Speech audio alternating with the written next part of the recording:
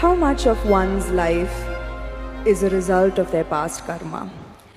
Are the injustices and unfairnesses that one faces in one's life a result of their past karma? If so, do you accept these injustices and find solace in the fact that, okay, the karma is being cleared, even though it might seem detrimental to our lives in so many ways?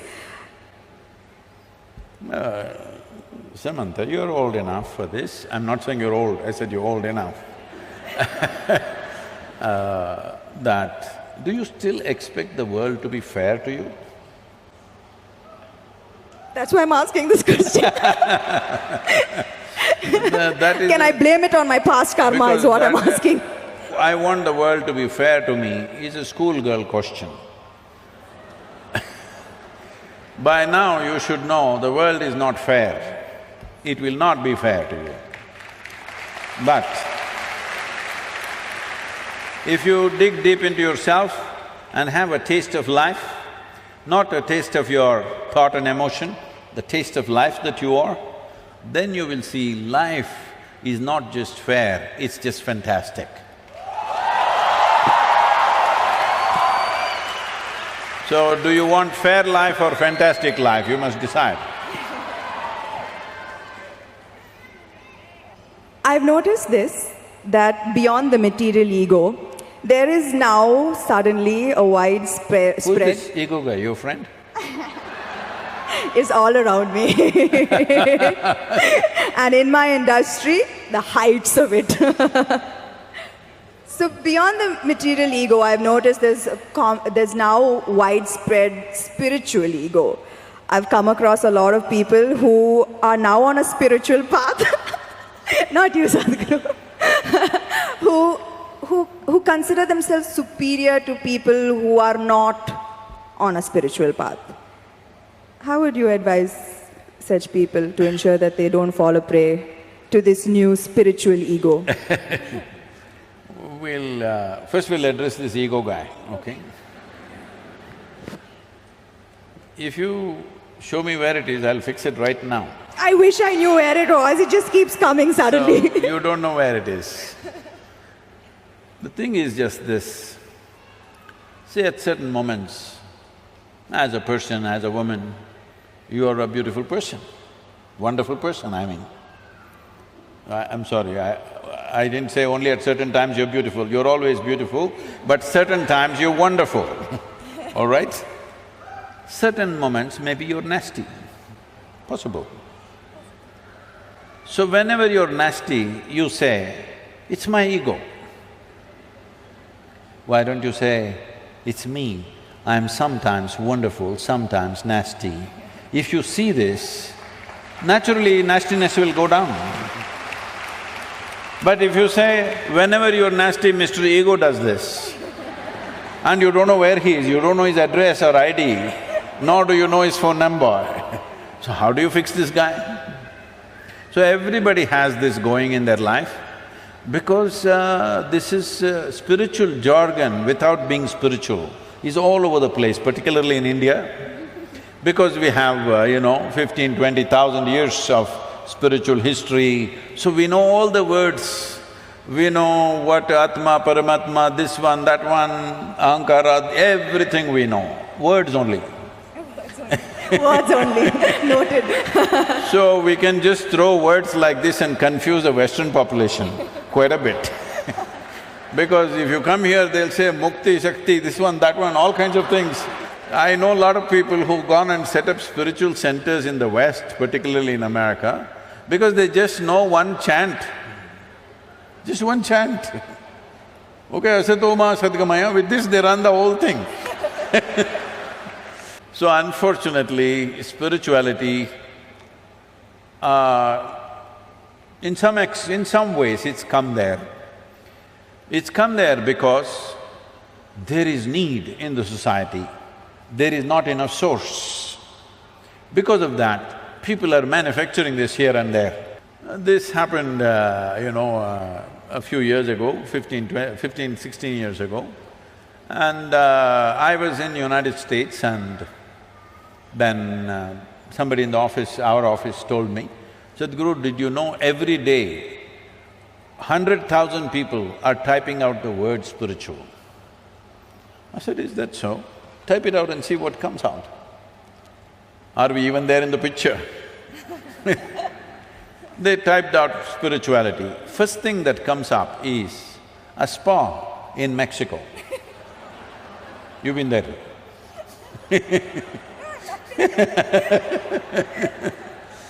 And the next thing that comes out is a call girl in Northern California. She has learned all that SEO. For everything she says spiritual, spiritual, spiritual. 108 times she uses the word spiritual on our website. You say spiritual, she comes up, number 2. I thought this is a shame. For thousands of years, anything spiritual means people looked east. East means India, that's what it meant. So I said we must start something, a spiritual gateway, that if people say if they seek spirituality, they must look towards India. Because this is one culture which has spent maximum amount of time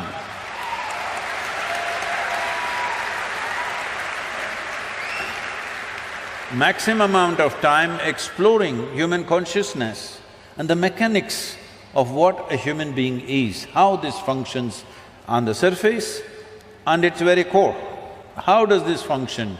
What can we do about it? This has been explored. I'm not saying this out of my Indian origin, I'm saying this after looking at the world closely, that nowhere else has it been looked at like this.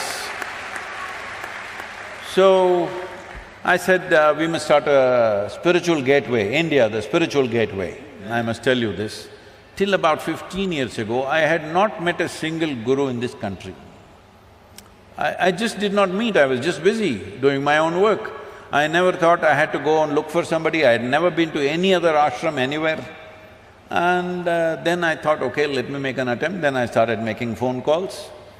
They all received my call pretty well, and then I started visiting some people and started putting together. We had one meeting with 125 gurus. We made this thing that nobody talks about their philosophy. You keep your philosophy, this is just a meeting. This is just about how to enhance your ashram or your yoga center, whatever you have, how to enhance the quality. We will teach you management, we will teach you branding, we will teach you how to make a website, we will teach you how to present yourself to international community. Your philosophy, we don't touch, you don't touch mine, I don't touch yours. You do your own thing. Because that is the beauty of this culture, that it can exist in hundreds of forms, thousands of forms, and it's okay with us. So when I went about doing this, well, I met many wonderful people, but at the same time, at least 60 to 65%, it hurts me to say this, I found that if I walk into an airport or a golf course, I meet better men than in the so-called spiritual centers.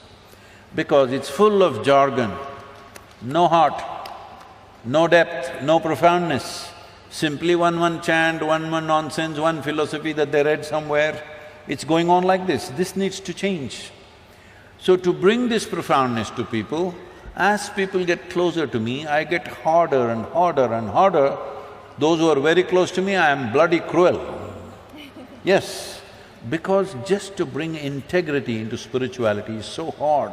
Because the moment they get spiritual, little, like you said, you're calling it spiritual ego, I call it spiritual airs. They get spiritual airs, air bubbles get in their head. Suddenly they start acting funny, they start saying things that don't exist, they start talking about nonsense that nobody understands. If you speak something, whatever nonsense you speak, people in front of you must understand, otherwise why the hell are you speaking? Because the purpose of speech is to make somebody understand what you're saying. No, if I say something that you don't understand, I become big, you become small. This is rubbish. This is going on for too long. So, this whole spirituality as a thing, unfortunately, has fallen on bad times, but slowly it is rising because people's longing is increasing. I must tell you this, 40 years ago when I first started the programs, in our engineering programs, in various different forms, 85% of the people used to come to the programs only for health problems. Only 12–15% came to know something. Today, over 90% of the people come because they want to know something, experience something. Only 8 to 10%.